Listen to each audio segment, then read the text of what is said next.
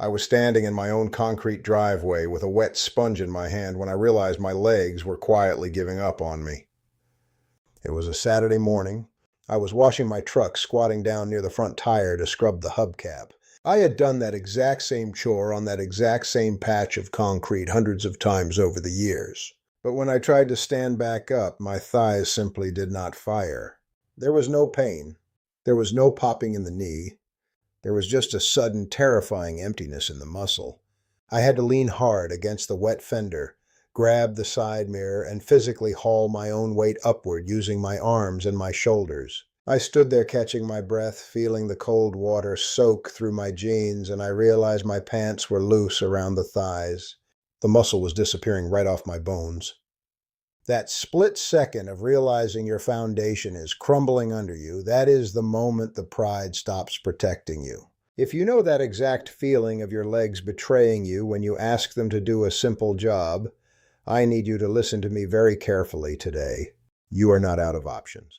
I tried to tell my wife Linda that it was just the weather or that I had slept wrong. I spent 32 years walking on raw concrete floors, managing logistics and moving heavy freight in a warehouse right here in East Tennessee. I figured the heavy feeling in my legs was just the final bill coming due for a lifetime of hard labor. But Linda is not the kind of woman who lets a problem sit quietly in the corner. She saw me pulling myself up the porch stairs later that afternoon. She saw me hesitating before getting out of my deep armchair. A few days later, my daughter Megan came over for Sunday dinner. Megan is an occupational therapist. She knows I am a stubborn man who will not listen to advice unless I can read the hard numbers for myself. So she left a printed medical study sitting right on my workbench in the garage. That paper tracked over 900 people our age. And the numbers I read on those pages changed my entire perspective on what getting older actually means. When I read the details, I saw that over 60% of the folks struggling to stand up or climb stairs did not have ruined joints. They did not have bone-on-bone arthritis. They were dealing with sarcopenia. That is the clinical word for muscle that simply packs up and leaves your body. But the paper explained something else that hit me right in the chest. As we get older, our bodies become resistant to the food we eat. The old engine needs a much bigger spark to start the rebuilding process. My knees were not the primary problem. The muscles around them were literally starving to death because the food I was eating was no longer doing its job. Once I understood that the muscle was just starving, I knew I could fix it. I started digging into what actually works for folks over 70. I found out it was not about eating massive steaks or spending hours in a gym. It was about adding one specific, highly concentrated food to my morning routine and following 3 strict rules on how to consume it. I am going to walk you through those 3 rules today. There are exactly 3. The third rule goes completely against every instinct you have about how you should eat your meals. And after we cover those 3, I am going to share a simple mechanical physical adjustment you can do right in your kitchen that forces your body to actually absorb this food. It takes 0 equipment and it changes the whole game. I'm 73 years old. When I retired from the warehouse, I honestly believed a lifetime of physical labor meant my body would just stay strong on its own. I thought I had built up a savings account of muscle, but the body does not work like a bank account. You cannot live off the interest. When I stopped lifting heavy things, my legs got thinner. I started looking for parking spots closer to the grocery store. I watched an old buddy of mine named Carl sell his beautiful aluminum fishing boat last year because he was terrified he would not have the leg strength to step out of it at the dock. Pride keeps a lot of men my age completely silent about this decline.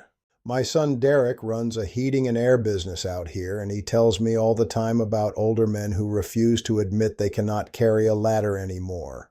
We just stop doing the things we love and pretend we lost interest. But giving up your hobbies is just the first domino. It is giving up your mobility. It is giving up your independence. Let us talk about the first rule I had to learn. The biggest mistake I was making in my retirement was my breakfast.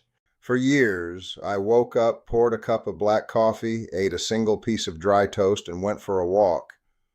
I thought eating light was the healthy thing to do for my heart, But that paper Megan gave me explained what happens when you do that. When you wake up, your body is looking for fuel. If you do not give it the right building blocks immediately, your body enters a panic state. It starts breaking down the muscle in your legs and your glutes just to feed your organs. You are literally cannibalizing your own thighs every morning. I learned that you cannot just drink coffee and hope for the best. You have to stop the starvation cycle the minute you wake up. That brings us to the second rule and the specific food I am talking about. A single egg or a bowl of oatmeal is not enough to stop the muscle loss. You need a massive dose of protein all at once to flip the switch in an older body. Megan brought a plastic tub over to the house one afternoon. It was whey protein isolate. I took one look at it and told her to take it back. I thought that powder was just artificial nonsense for 20-year-old high school football players. But she sat me down and explained that whey is just the absolute cleanest part of milk. It is the dairy protein completely separated from the fat and the sugar, leaving only the pure building blocks that your legs are screaming for. You need 1 full scoop of that pure dairy protein to hit the threshold. I started mixing 1 scoop of that plain protein into a glass of whole milk every single morning before I did anything else. My neighbor Frank is 75 years old. He used to work heavy construction, but lately I saw him shuffling down the sidewalk, barely picking his feet up off the pavement. I walked over to his driveway one morning and told him about the protein. I told him his coffee and toast routine was destroying his legs. He grumbled about not wanting to drink thick shakes. I told him to just mix it with water and get it down. 3 weeks later, I watched Frank walk out to his mailbox. He was not shuffling anymore. He was planting his feet with actual authority. The muscle was still there waiting for him. It just needed the right fuel to wake up. Now we get to the third rule. And I need you to listen carefully here because this is the one that completely reversed how my legs felt. Most of us grew up believing that dinner is when you eat your heavy protein. We save the chicken or the meat for 6 in the evening. But think about your day. If you eat all your building blocks at night, right before you go sit in a recliner and go to sleep, your body has no use for them. The muscles are not moving. The protein just gets processed and wasted. You have to front load the fuel. You have to put the strongest fuel in the engine right before you need the engine to work. Shifting that massive dose of dairy protein to the very first hour of my day, right before I started moving around the house, was the exact turning point for my legs. But drinking the protein is only half the battle. I promised you a secret. I promised you a mechanical adjustment that forces your body to actually use what you just swallowed. You cannot just drink the whey and go sit down to watch the morning news. If you sit down, the doors to your leg muscles stay firmly shut. Megan taught me that you have to demand the muscle to open up and accept the fuel. Every morning, right after I drink that glass of protein, I walk over to my kitchen counter. I put my hands flat on the edge of the counter for balance, and I do 15 slow, deliberate heel raises. I push myself up onto my toes, and I lower myself down incredibly slowly. I feel the burn in my calves and the tightness in my thighs. That simple mechanical movement sends a massive rush of blood straight into the legs. It opens the doors. It tells your body exactly where to send the protein you just consumed. I tried it the very first week. The physical relief in my legs over the next few days was undeniable. It felt like the rust was finally being knocked off my shock absorbers. Last month, I was out in the yard working on Linda's garden. I had 3 heavy bags of wet topsoil in the trunk of the car. My son Derek walked down the driveway and tried to take the bags from me. He gave me that look that younger men give you when they think you are too frail to handle the work. I told him to step back. I picked up the first bag, planted my feet, and walked it straight up the grassy hill to the garden beds. I did not stumble. My knees did not shake. My thighs felt like solid oak under my jeans. Linda was standing on the porch watching me. She did not say a word, but the quiet look of relief on her face was everything I needed to see. She knew the ghost of that weakness had finally left our property. You do not have to accept a shrinking world.